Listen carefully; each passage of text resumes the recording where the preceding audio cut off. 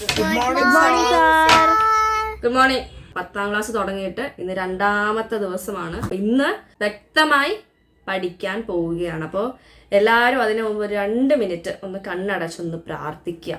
ഇപ്പോൾ ഞാൻ ഇത്രയും നാൾ ഉഴപ്പി, 1 മുതൽ 9 വരെ നല്ല വൃത്തിയായി ഉഴപ്പി. അതിന് 10ാം ക്ലാസ്സിൽ പറ്റില്ല. അച്ഛനും അമ്മയും പ്രൗഡാക്കണം എന്നൊക്കെ ഒന്ന് പ്രാർത്ഥിക്കും. 2 മിനിറ്റ്. ഇത്രയും പ്രാർത്ഥന മതി. നമുക്ക് ഒരു പീരീഡ് ഫുള്ള് പ്രാർത്ഥിക്കണ്ട. അത് ബാക്കി വീട്ടില്. ഓക്കെ, ബാക്കി വീട്ടില്. രാഹുൽ, നിനക്ക് ഇന്ന് രാവിലെ അസംബ്ലിക്ക് എന്തായിരുന്നു? ഭയങ്കര ബഹളം അവിടെ. അടുത്ത ദിവസം മുതൽ അസംബ്ലിക്ക് ഇങ്ങനെ അലമ്പുവാണെങ്കിൽ നീ സ്റ്റേജിലായിരിക്കും നിൽക്കുന്നത് കേട്ടോ. വെങ്കടേശ്വരൻ വന്നോ? ഇന്ന് ഉറക്കമൊന്നും ഇല്ലേ? നീ ഉറക്കമൊന്നും പാടില്ല കേട്ടോ. ഫസ്റ്റ് ഡേ ആണ്, ആരും ആബ്സെന്റ് അല്ല അല്ലേ? ചാപ്റ്ററിന്റെ പേര് എഴുതിക്കോ. Chapter 1 real numbers. ബുക്കില്ലേ? ഇന്ന് ബുക്കില്ലാത്തൊരു വെളി നിന്നോ? കഴിഞ്ഞ ദിവസം ഞാൻ പറഞ്ഞു ഇന്ന് ഇല്ലാത്തൊരു വെളി ഇറങ്ങും. അതിന്റെ അർത്ഥം എന്ന് പറയുന്നത് തീരെ പഠിക്കാൻ താല്പര്യമില്ല. അതാണ് ഫസ്റ്റ് ഡേ തന്നെ ബുക്ക് കൊണ്ടുവരാത്തതിന്റെ അർത്ഥം. അല്ലേ മീനാക്ഷി കൊണ്ട് ബുക്ക്. ഫസ്റ്റ് ഡേ എങ്ങനെ കുളമാക്കാം എന്ന് നോക്കുന്ന കുറെ അലമ്പ് കാര്യങ്ങൾ ബാക്കിലുണ്ട്. എനിക്ക് ചോദിക്കാനുള്ളത്, എന്താണ് റിയൽ നമ്പേഴ്സ്? അറിയില്ലായിരിക്കുമല്ലോ.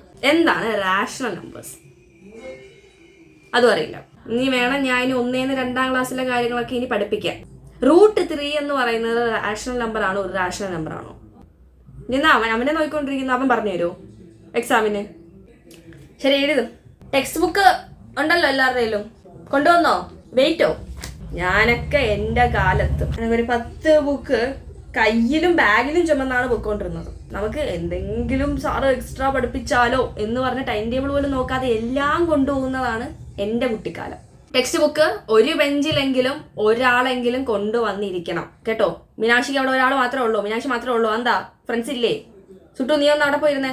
കൂടുതൽ സൗഹൃദം വേണ്ട. അല്ലേ സുട്ടു, നീ ഇവിടെ ഇരിക്കാൻ നല്ലത്. അതാണ് നിനക്കും എനിക്കും അവൾക്കും എല്ലാം നല്ലത്. എക്സസൈസ് 1.1 ഉണ്ട്. പേജൊക്കെ മറിച്ചിട്ട് അത് എടുക്കുക. എന്നിട്ട് അതിലെ ഫസ്റ്റ് ക്വസ്റ്റ്യൻ എഴുതും. അപ്പം നമുക്ക് മനസ്സിലാവും നമുക്ക് എന്തൊക്കെ അറിയാത്തതെന്ന്. അപ്പം നമുക്ക് പഠിക്കാം. അല്ലാതെ നിങ്ങളെ പഠിപ്പിച്ചിട്ട്